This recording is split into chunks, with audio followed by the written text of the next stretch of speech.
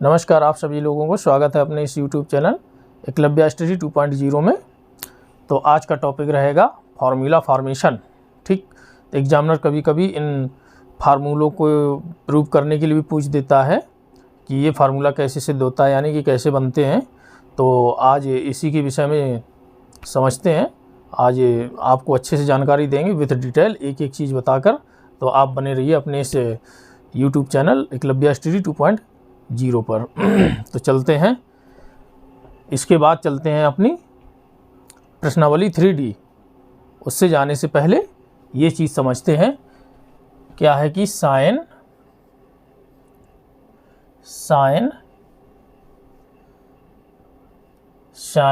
A plus B, sine A plus B बराबर होता है sine A into cos B. Plus है तो प्लस रहेगा, plus cos A into sine B. ठीक, और एक और होता है cos A plus B. Cos A plus B बराबर क्या होता है, cos A into cos B. यहाँ प्लस होता है तो कॉज वाले में क्या होता है, minus sine A into sine B. ठीक, तो हम सीखते हैं कि ये फार्मूला फॉर्मेशन कैसे होता है, यानी कि बनते कैसे हैं। चलिए तो हम सीख लेते हैं। चलो इसको ऐसे ही लिखा रहने देते हैं।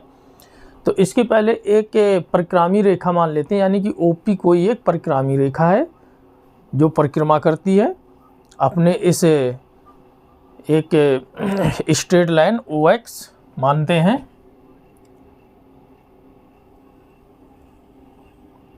ठीक, परिक्रामी रेखा का एक सिरा स्थिर है जिसको हम O मान लेते हैं, और ये उसका X अक्ष है। ठीक, बड़ा लिख देते हैं, X अक्ष है। जो OP रेखा है अपनी X अक्ष के साथ A कोण बनाकर ये Y अक्ष पर पहुंचती है। ठीक, चलो तो हम Y अक्ष पर पहुंच जाते हैं। ये Y अक्ष पर पहुंचती है, A कोण बनाकर ये एंगल A रहेगा। इसके बाद OP रेखा इस Y अक्ष से, यानी कि ये जो OP रेखा है OX अक्ष पे, यानी कि OX अक्ष पे OM के बराबर है ये, और यहाँ से A एंगल बनाती हुई OY यानी कि Y बिंदु पर पहुँचती है। Y बिंदु यानी कि Y अक्ष पे Y रेखा बनाती, OY रेखा बनाती हुई ये कोई एक बिंदु है, वहाँ पर पहुँचती। इसके बाद में फिर ये B कोण बनाकर Z अक्ष पे पहुँचा देते हैं। ठीक,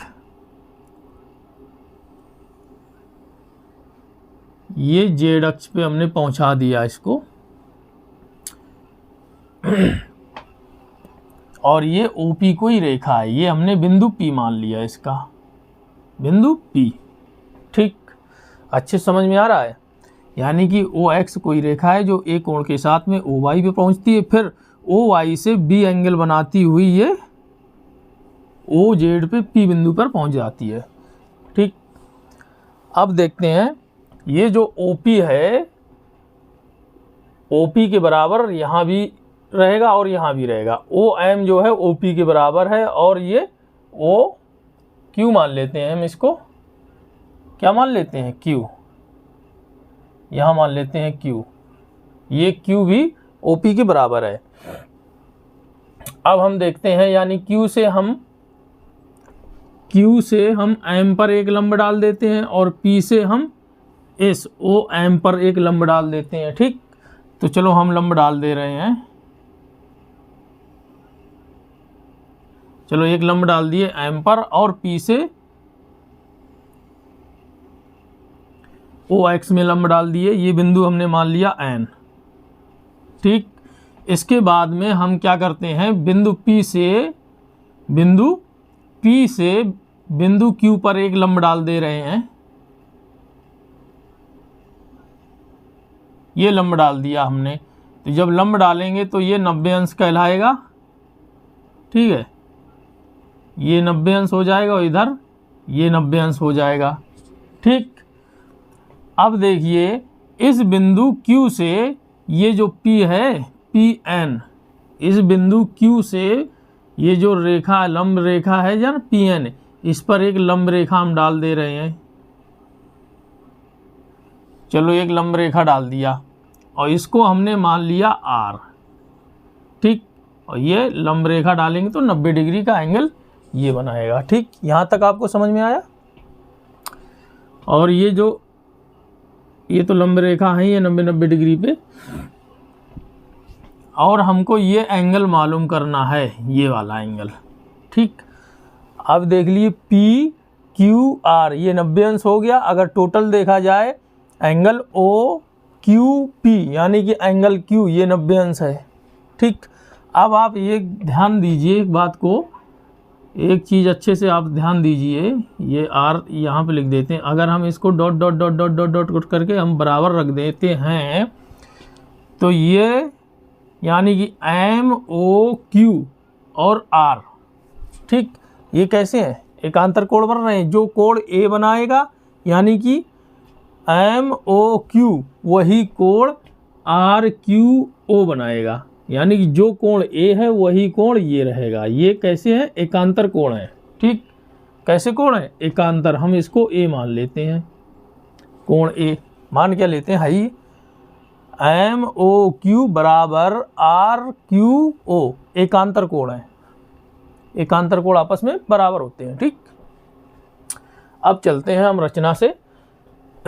अभी हमको एंगल P निकालना है, ठीक है। तो हमने बिंदु तो मान लिए, अब हम एंगल चलते हैं ट्रायंगल PRQ। यहाँ लिखते हैं ट्रायंगल PQR में, ठीक। ट्रायंगल PQR में हम चलते हैं तो हमको पता है किसी भी त्रिभुज के तीनों कोणों का योगफल 180 अंश होता है। तो हम लिख देते हैं angle of PRQ plus angle of RQP plus angle of QPR बराबर 180 डिग्री, ठीक। अब हम यहाँ से देखते हैं एंगल PRQ 90 अंश है, दिया है। यहाँ लिख देते हैं चूंकि एंगल ऑफ PRQ बराबर 90 अंश, तो रख दिए हम PRQ 90 अंश, तो यहाँ रख देते हैं 90 अंश प्लस में angle of RQP plus angle of QPR बराबर 180 डिग्री।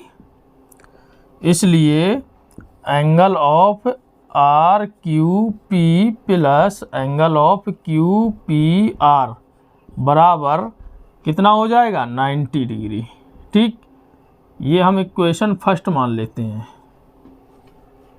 ठीक। इसके बाद में अब हम चलते हैं ट्रायंगल PQO में, ट्रायंगल PQO में अब चलते हैं ट्रायंगल PQO में, PQO में, ठीक।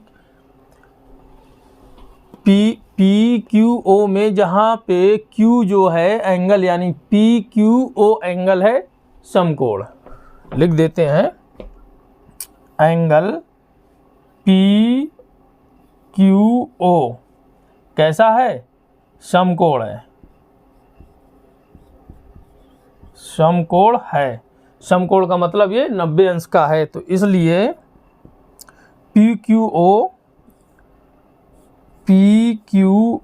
बराबर ये दो एंगलों से मिलके बना है PQO, यानी कि PQO जो है दो कोणों से मिलके बना है। एक कोण ये वाला है, ये और एक कोण ये है, इन दोनों कोणों से मिलके बना है। तो PQR प्लस में आर क्यू ओ, ये दो कोण हैं। तो रख देते हैं angle P Q R plus angle of R Q O, R Q O. ठीक, अब देखिए ये एंगल तो 90 अंश का है, तो हमने 90 अंश रख दिया बराबर। अब पी क्यू आर, हमको पी क्यू आर ये एंगल चाहिए, एंगल पी क्यू आर हमको निकालना है प्लस, और R Q O, R Q O ये एकांतर कोण है, एम ओ क्यू और आर क्यू ओ लिख देते हैं।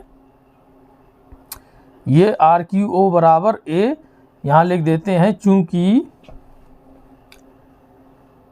Angle of M O Q व angle of R Q O, M O Q व आर क्यू ओ एकांतर कोण हैं। ठीक, समझ में आया आपको? अब यहाँ से हम angle of P Q are की वैल्यू निकाल लेंगे, तो ए इस तरफ आ जाएंगे, तो 90 माइनस ए। ठीक, 90 माइनस ए। अब हम पी क्यू आर की वैल्यू इस इक्वेशन 1 में रख देंगे, यानी P Q are Q P R, P Q R ये है, या इसको इस तरीके से लिख देते हैं, या angle of R Q P, बस जो एंगल होना चाहिए वो बीच में होना चाहिए। ठीक, बराबर 90 डिग्री माइनस ए।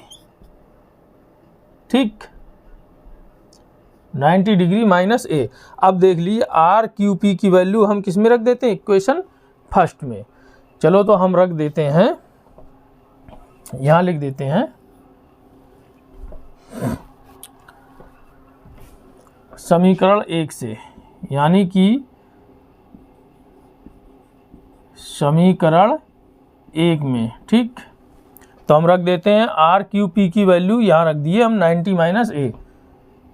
देखिए दिखाई दे रहा होगा 90 डिग्री माइनस ए, और चाहिए क्या हमको, Q P R plus angle of Q P R बराबर 180 नहीं है, 90 डिग्री ही है, 90 डिग्री। ठीक, तो इसको हम पक्षांतर कर देंगे, तो 90 से 90 के कैंसिल हो जाएंगे और हमको माइनस से उस तरफ प्लस में मिल जाएंगे।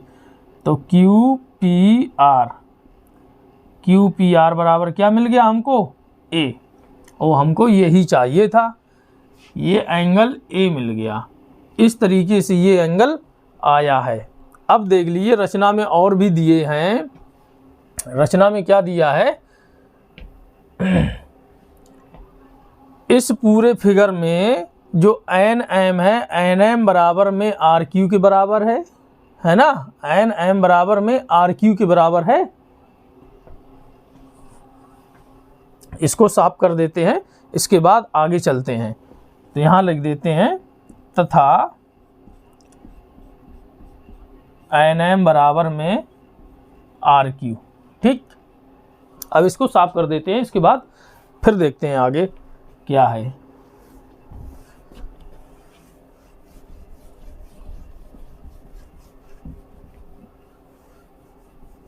बहुत अच्छा है ये क्वेश्चंस, इसको सॉल्व कर लेंगे आप तो आप कभी भूलेंगे नहीं ये फार्मूला कैसे आता है। ठीक, चलिए ये हम कर दिए साफ।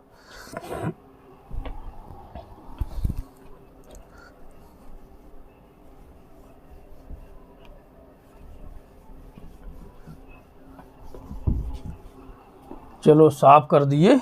अब देखते हैं साइन ए प्लस बी, यानी कि साइन ए प्लस बी में क्या है, साइन बराबर होता है साइन ए बराबर होता है, यानी साइन थीटा बराबर होता है लंब बटे कर्ण। तो इसमें लंब की क्या है, ये है पी और एन, पी और एन यही तो लंब रहेगी, और कर्ण ओ पी। ठीक, तो हम देखते हैं साइन ए प्लस बी, यानी कि पूरा थीटा लेते हैं, ये वाला पूरा एंगल, ये एंगल क्या हो जाएगा, ए प्लस बी। अब हम पूरे एंगल को ले रहे हैं तो ले लेते हैं, लिखते हैं साइन ए प्लस बी। साइन ए प्लस बी बराबर यानी कि पी एन ओ में यही ट्रायंगल रहेगा तो बराबर क्या हो जाएगा, एन पी बटे में ओ पी, लंब बटे कर्ण। ठीक, अब आप इसको ध्यान से देखिए, जो एन पी है ये दो भागों से मिलकर बनी है, एक पी आर और एक है आर एन। तो हम इसको लिख सकते हैं P R plus R N, लिख सकते हैं, बराबर लिख देते हैं P R plus R N. ठीक, और बटे में ओ पी लिख दिए हम। कोई दिक्कत, किसी प्रकार की कोई दिक्कत नहीं होनी चाहिए। अब हम इनको अलग अलग कर लेते हैं। अब जो आर एन है वो किसके बराबर है, यहाँ देख लीजिए, ये आर एन है वो एन क्यू के बराबर है, और यहाँ पे लिख देते हैं वह आर एन बराबर में क्यू एम के बराबर है। तो चलो इसको हम यहीं पे लिख देते हैं पी आर प्लस, अलग अलग कर ले रहे हैं साथ में, ओ पी, और ये प्लस का निशान यहाँ रहेगा। और जो आर एन है, आर एन किसके बराबर में है, क्यू एम के, यानी कि एम क्यू के बराबर है, और बटे में ओ पी। ये हम हर को अलग अलग कर लिए। ठीक, अब देखते हैं फिर बराबर पी आर। अब हमको यहाँ पे ऐसा कुछ करना है जिससे कि हमको ये त्रिकोणमिति जो फंक्शन है साइन कॉज जो हमको चाहिए वो मिले। जैसे हमको कॉज चाहिए तो कॉज बराबर क्या होता है, आधार बटे कर्ण होता है। तो हमको यहाँ पे ऐसी वैल्यू पुट करनी है, अपने हिसाब से मल्टीप्लाई करनी है अंश और हर में, जिससे कि हमको लंब बटे कर्ण भी मिल जाए और आधार बटे कर्ण भी मिल जाए। यानी कि ये दोनों वैल्यू हमको साइन में मिल जाएंगी और कॉज में भी मिल जाएंगी। ठीक, हमको ऐसा ये देखना है, इस ये जो ट्रायंगल बने हुए ट्रायंगल के अनुरूप। ठीक, और यहाँ पे एंगल भी देखेंगे हम। अब देखिए पी आर बटे में हम क्या रखें, पी आर बटे में देखें। अब ये देखिए पी है, ये आर है, यानी कि ये वाला एंगल बन रहा है, ये वाला ट्रायंगल पी आर क्यू में ये पी आर हमको मिल रही है।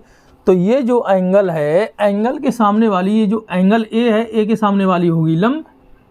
ठीक, जो एंगल ए है इसके सामने वाली हो गई ये भुजा आर क्यू लंब। तो हमको क्या बची है, पी आर बची दिख रही है, जो पी आर ये आधार होगी। तो हमको क्या चाहिए, कर्ण। तो कर्ण क्या है इसमें, पी क्यू बटे में पी क्यू कर देते हैं हम, पी क्यू। इसका एक बार हम मल्टीप्लाई कर देते हैं इनटू पी क्यू बटे में ओ पी। अब बताइए इसमें बैलेंसिंग है कि नहीं, ये पी क्यू से पी क्यू कट जाएंगे तो बचेंगे क्या, पी आर बटे में ओ पी, पी आर बटे में ओ पी। अपनी तरफ से क्या किया हमने, सिर्फ बनाया है, बैलेंस है कि नहीं आपके सामने दिख रहा है। इसी प्रकार से इसको भी तोड़ते हैं, एम क्यू बटे में, अब एम क्यू, अब आप ध्यान दीजिए, एम क्यू यानी M O Q, M O Q ये वाला एंगल ले रहे हैं हम, यानी कि ट्रायंगल है एम ओ क्यू। तो एंगल क्या रहेगा, A, M O Q angle A रहेगा। ठीक, तो इसमें देखिए ये एम क्यू है, एंगल के सामने वाली ये तो लंब हो गई, क्या हो गई, लंब हो गई। अब लंब बटे कर्ण चाहिए हमको, क्या चाहिए, कर्ण। कर्ण क्या है, ओ क्यू, क्योंकि ये 90 अंश है, 90 अंश के सामने वाली भुजा कर्ण होती है। तो एम क्यू बटे में ओ क्यू, तो एम क्यू बटे में O Q into O Q बटे में ओ पी। बस बैलेंसिंग है। अपनी तरफ से क्या कर लिए, कुछ नहीं, अपनी मर्जी से कुछ नहीं करते हैं और ना ही करने की कभी कोशिश करते हैं। ठीक, अब देख लीजिए बराबर लगाए, अब पी आर बटे में पी क्यू, ये पी आर बटे में क्यू पी क्यू, और ये जो एंगल है ए के सामने वाली हो गई लंब, और ये होगी आधार, ये होगी कर्ण, यानी आधार बटे में कर्ण। आपको पता होगा एंगल ए में तो कॉज होता है, कॉज ए इंटू अब पी क्यू बटे में ओ पी, अब देख लीजिए पी क्यू है बटे में ओ पी है और ये 90 अंश के कोण है, ये 90 अंश, यानी कि पी जो है बिंदु क्यू पे लंब था, जब डाले थे तो लंबी तो डाले थे। अब ये देखिए पी क्यू बटे में ओ पी, यानी कि ये एंगल बी है, बी के सामने वाली भुजा हो गई ये लंब, ये एंगल बी है, यानी पी क्यू ओ इस ट्रायंगल में चल रहे हैं, जहाँ पे ट्रायंगल जो एंगल क्यू है वो है 90 अंश, 90 अंश के सामने वाली ये हो गई कर्ण और एंगल बी के सामने वाली हो गई लंब, और बची क्या ये आधार। तो इसमें क्या कह रहे हैं, पी क्यू बटे में ओ पी, यानी पी क्यू बटे में ओ पी लंब बटे कर्ण, तो लंब बटे कर्ण क्या होता है साइन, एंगल है बी प्लस, अब देखिए एम क्यू बटे में ओ क्यू, अब यहाँ पे देखिए एम क्यू बटे में ओ क्यू, ये एंगल ए ले रहे हैं तो एम क्यू एंगल ए के सामने वाली लंब होगी और ये कर्ण होगी, क्योंकि एम जो है ये 90 अंश पे है, तो लंब बटे कर्ण एंगल ए रहेगा, तो क्या है ये एंगल लंब बटे कर्ण साइन का होता है, एंगल है ए इंटू अब ओ क्यू बटे में ओ पी। अब देख लीजिए ये ओ क्यू बटे में ओ पी, ये पी क्यू ओ ट्रायंगल ले लिया पी क्यू ओ। अब इसमें जो है ये जो बिंदु Q है ये 90 अंश पे है, ये 90 अंश है ना, क्योंकि P बिंदु Q पे लंब पड़ा है, इसमें O Y रेखा पे, तो ये 90 अंश का हो गया। तो अब ये जो OQ यानी कि एंगल B ले रहे हैं, तो जो एंगल B के सामने वाली लंब हो गई, अब बचा क्या, ये आधार, ये कर्ण हो गई, तो OQ आधार हो गया, OP कर्ण हो गई। एंगल B में यानी कि होता है कॉज, और एंगल कौन सा है B। बस हो गया, इसको इस तरीके से लिख लेते हैं, इसको इस तरीके से लिख लेते हैं, sine A into cos B plus cos A into sine B, और यही इसका फार्मूला होता है साइन ए प्लस बी का।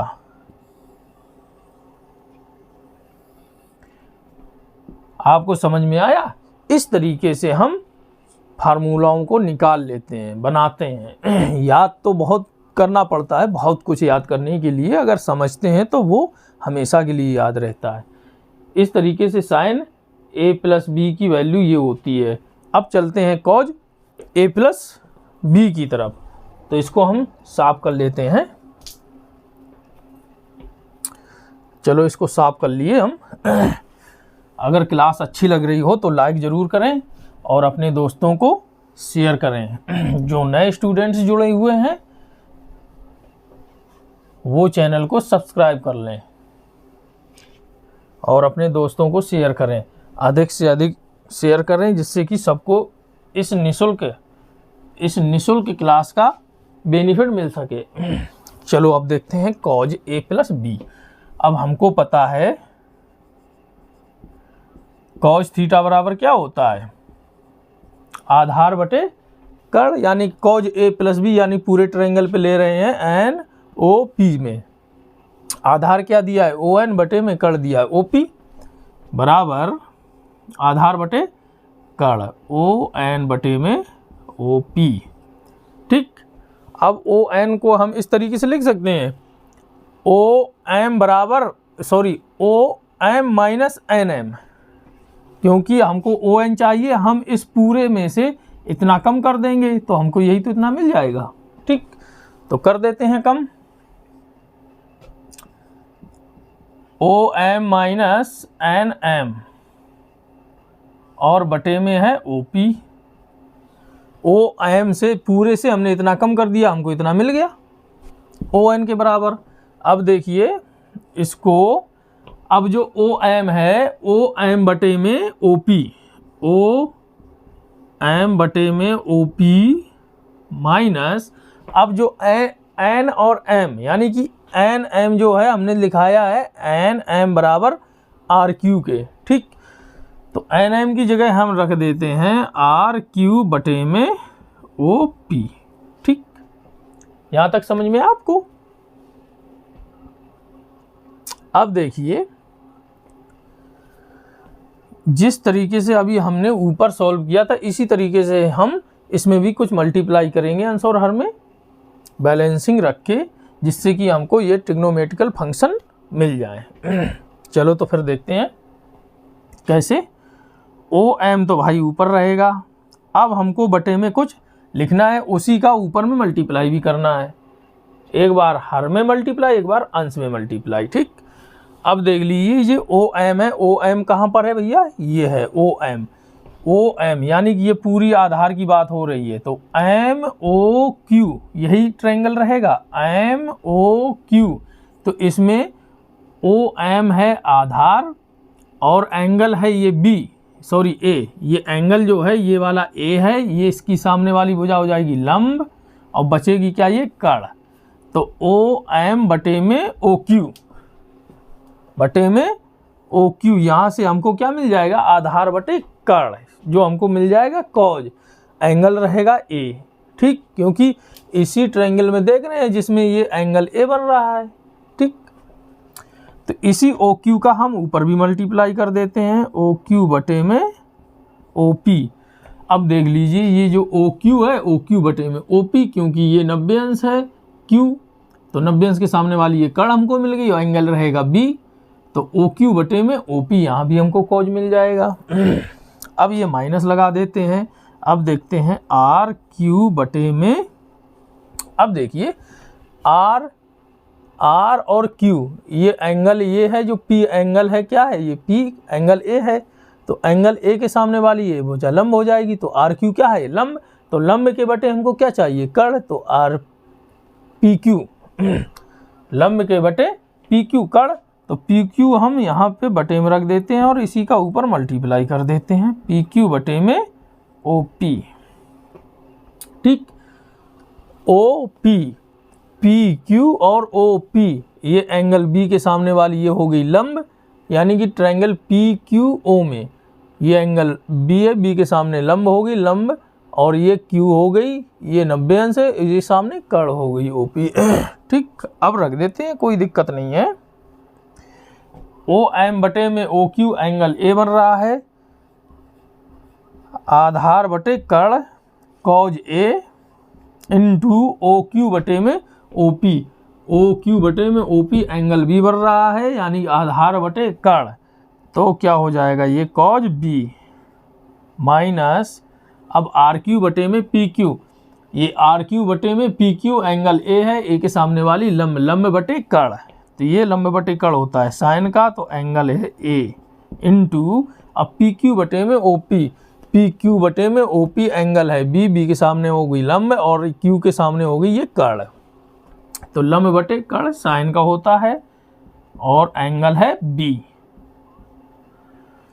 और यही होता है कॉज ए प्लस बी बराबर cos A into cos B minus sine A into sine B.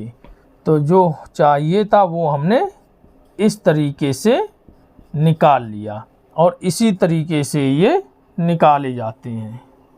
ठीक, ये आप एक दो बार अच्छे से लगाएंगे समझ के, तो ये बहुत अच्छे से आपके दिमाग में रह जाएंगे, कभी आप भूलेंगे नहीं। इस तरीके से फार्मूला फॉर्मेशन हो जाता है। ये था अभी दो कोणों का योग का त्रिकोणमिति फलन।